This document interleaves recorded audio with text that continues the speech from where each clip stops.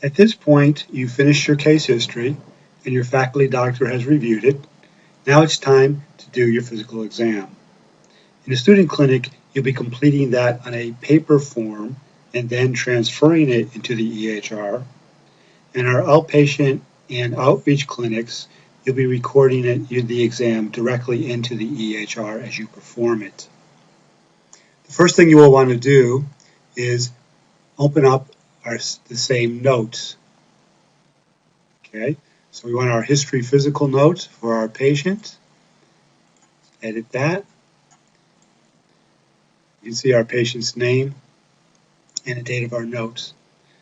So now let's click on the documentation tab and then objective speed notes.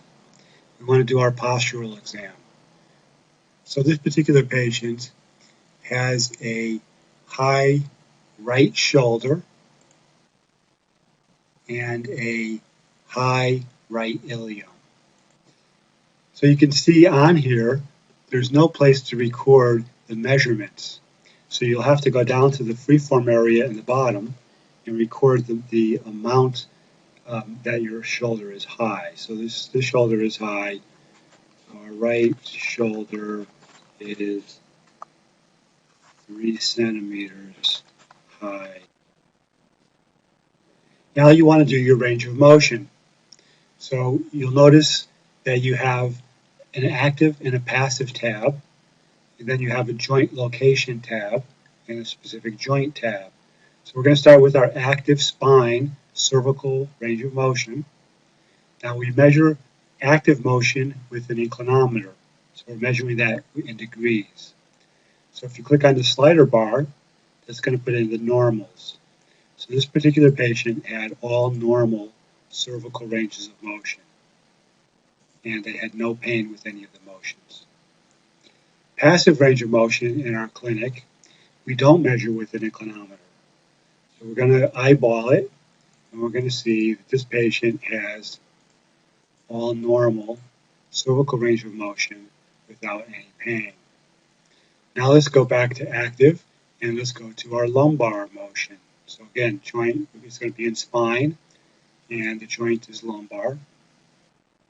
So our active lumbar motion, we're measuring flexion.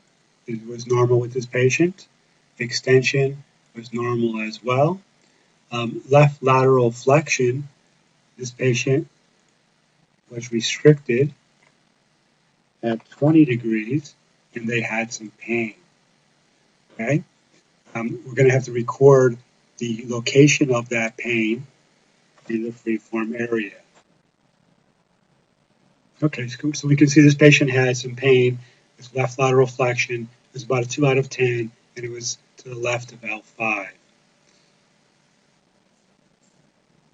Right lateral flexion was normal. Left and right rotation are actually thoracolumbar motion, right? So we don't really measure that, but we can eyeball it and see that it's normal. Now, passive lumbar motion, and we can see that this patient has normal motion. Okay, so let's go ahead and take a look at our notes, and we can see the subjective information that we've already added.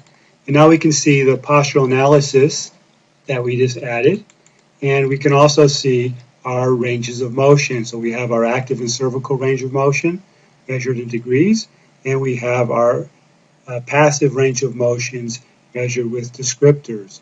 We can also see that we had pain with active left lateral flexion.